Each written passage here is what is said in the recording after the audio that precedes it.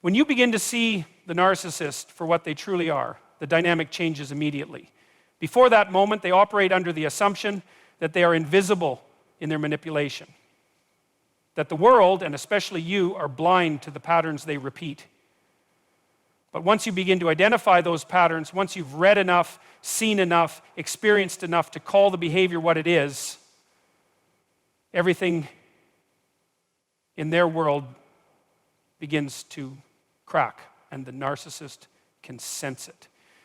Now, this realization isn't just threatening to their ego, it's existential, because for the narcissist, the mask is not a performance. It is their identity. So when that mask begins to slip, and more importantly, when you start pointing out the inconsistencies, the falsehoods, the cycles of abuse, they don't respond with escalation. You see, a narcissist cannot afford to lose control. Control is the currency they trade in. It's how they measure their relevance. And when you stop reacting in the same ways, when your confusion turns into clarity, when your pleading turns into silence, and your self-doubt transforms into self-respect, that's when they panic. This is where manipulation escalates. They double down. They gaslight with even greater intensity. If before they questioned your memory, now they question your sanity. If before they guilted you quietly, now they cry or shout or beg or rage, anything to throw you off center. Their words become more venomous, but also more desperate. Why? Because they are losing access to the very thing they need to survive. Your emotional energy. That emotional fuel, psychologists call it narcissistic supply, is like oxygen to them. And you are slowly turning off the valve. And it's important to understand this. What you're seeing is not strength. It's not power. It's fear masquerading as fury. The escalation is proof of their unraveling. When they sense they can no longer confuse you, they move to overwhelm you. They want you disoriented again, because confusion is the soil in which their control takes root. The more overwhelmed you feel, the easier it is for them to reassert their dominance. Not through reason, not through love, but through chaos. Sometimes they'll do this overtly, with threats or emotional outbursts. Other times it's more subtle. Cold silences, backhanded compliments, strange behavior, designed to keep you guessing. Did I do something wrong? They want you to ask. But you didn't. That question itself is part of their design. It draws you back into the game. And let's be honest, this stage is psychologically taxing, because you're not just dealing with their tactics, you're dealing with your own conditioning. You've been trained, often through repeated emotional trauma, to react in certain ways, to appease, to fix, to smooth things over. So when they escalate, part of you feels the urge to fall back into those patterns, and that's what makes it so difficult. But this is precisely where your power begins to grow, because when you resist, when you don't engage the way you used to, something transformative happens. You begin to rewire your sense of identity. You stop defining yourself through their chaos. You begin to realize that their manipulative escalation isn't proof of your failure, it's confirmation of your awakening. Now, we can look at this from a broader psychological and even spiritual perspective. What you're facing is not just interpersonal conflict, it's a test of boundaries. It's the confrontation between your evolving self-awareness and their rigid need for control. In many ways, it's archetypal. The false tyrant scrambling to hold power as the individual awakens to their inner strength. That's what's at play here. And the truth is, they will escalate. It's almost inevitable. But it doesn't mean you have to submit. It doesn't mean you have to absorb the chaos or believe the lies. In fact, their escalation is your cue. It tells you you're on the right path. It tells you the truth is working. And the more you stay grounded, the weaker their grip becomes. The difficult part, of course, is holding that ground. It takes courage. It takes support. Sometimes it even takes professional help. But more than anything, it takes the belief that you are worth protecting. Not from the narcissist, but from the lie that you were ever less than whole, that you were ever powerless. You weren't. So here's the truth. When a narcissist escalates their manipulation, they reveal the depth of their own emptiness. But when you refuse to play the game, you reveal the strength of your healing. And that right there is the turning point. When you can see the escalation not as a threat, but as a desperate last act of a collapsing illusion, you've already won. You've already reclaimed your narrative. You've already begun the process of becoming someone no manipulator can control. And that's worth everything. After you've seen through the narcissist's facade, after you've called the game for what it is, the dynamic doesn't just shift, it fractures.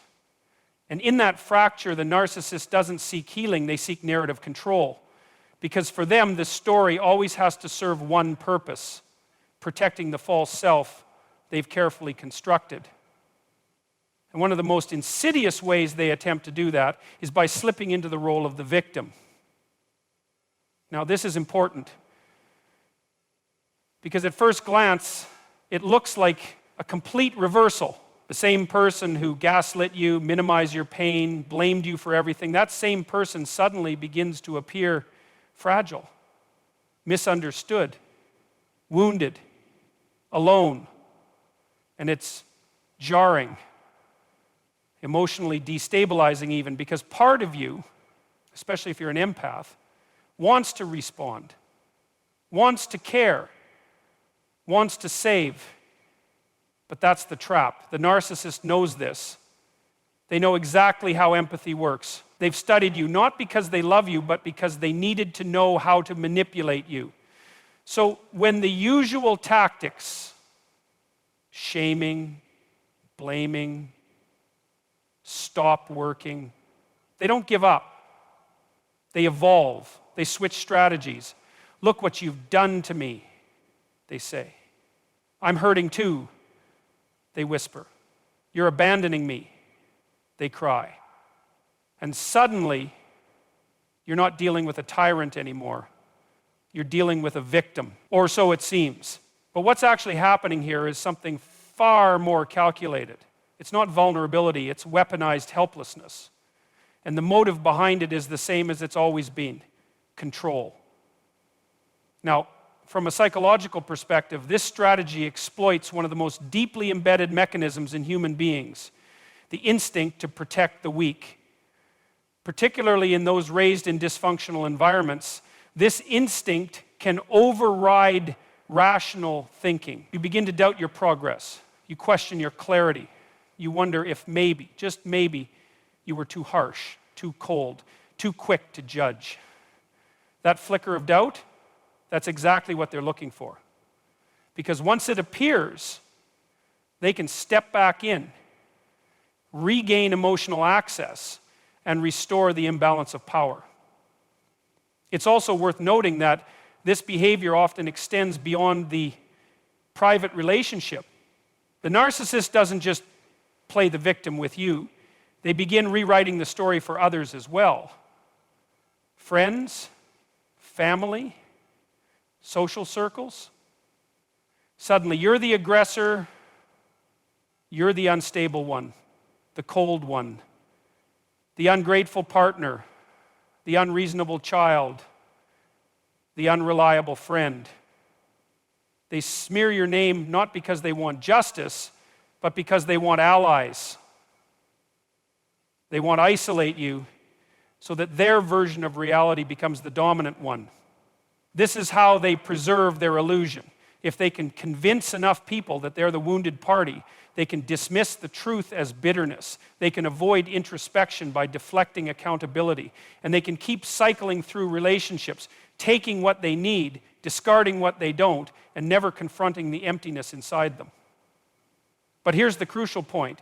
This victim act isn't a sign of strength. It's a signal of desperation. It means the narcissist no longer feels confident in their power over you. They've lost the ability to confuse you with logic, so they try to control you with guilt.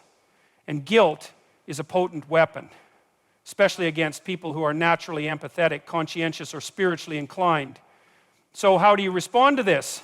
Not with cruelty, not with revenge, but with clarity, with boundaries, with truth. You recognize the performance for what it is, not because you're cynical, but because you're informed. You understand that true victims don't exploit others to get sympathy. They don't erase someone else's experience to validate their own. And most importantly, they don't weaponize their wounds. They seek healing, not control. It takes courage to walk away from someone who is crying while harming you. But emotional tears are not a substitute for accountability. And your compassion must never come at the expense of your dignity. There is a difference between helping someone who is truly wounded and enabling someone who manipulates their wounds to hurt you repeatedly. When you see the narcissist trying to reclaim control by appearing broken, you don't harden, you wise up. You don't let it drag you back into chaos. Instead, you anchor yourself deeper into your own truth, your own worth, and your own values. And from that grounded place, you move forward, not because you lack empathy, but because you finally have empathy for yourself. So let this be the reflection you carry with you. The narcissist may play the victim, but you don't have to play the savior. Sometimes the most loving thing you can do for yourself and for them is to walk away with your head held high and let the truth speak for itself.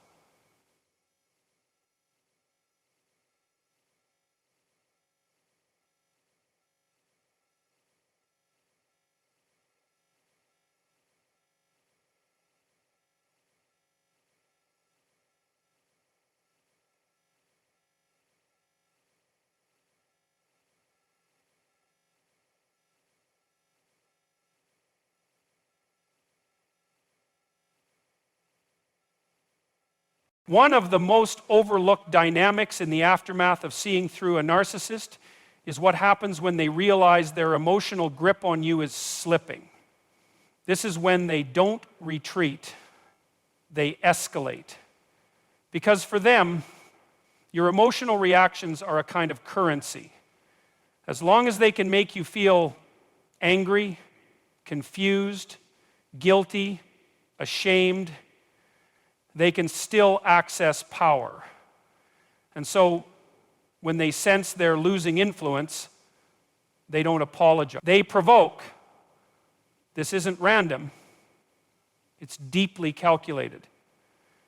The narcissist doesn't seek connection, they seek leverage.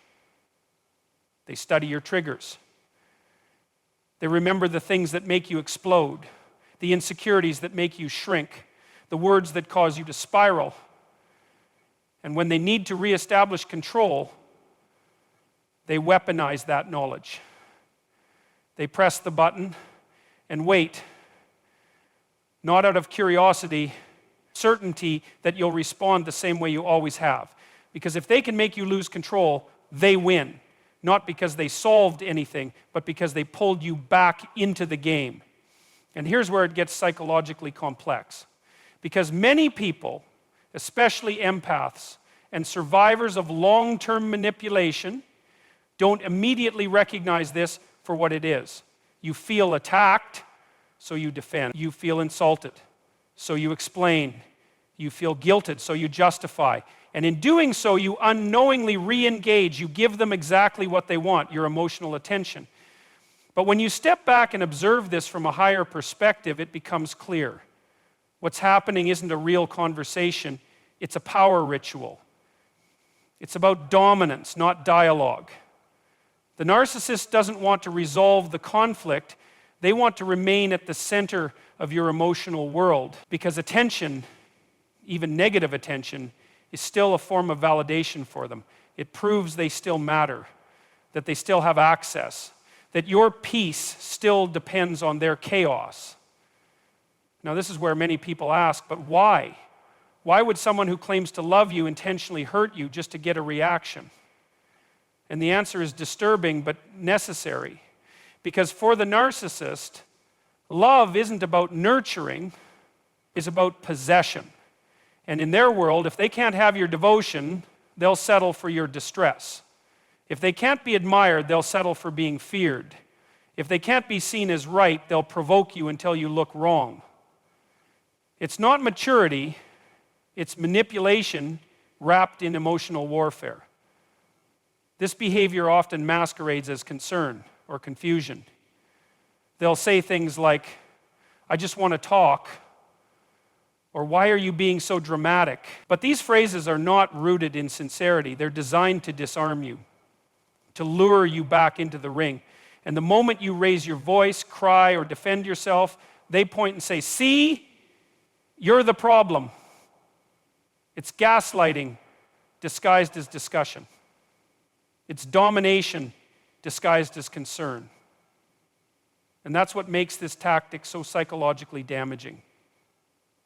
Because it causes you to question your own sanity. You start to wonder, am I the narcissist? Did I overreact? Maybe I'm too sensitive. But what's actually happening is you're being manipulated into doubting your reality so they can keep controlling it. So how do you respond to this kind of emotional baiting? Not by fighting harder, but by disengaging smarter. You learn the power of neutrality. You recognize that silence isn't weakness, it's wisdom. When the narcissist pokes you with a stick, emotionally speaking, and you don't flinch, you disrupt the entire cycle.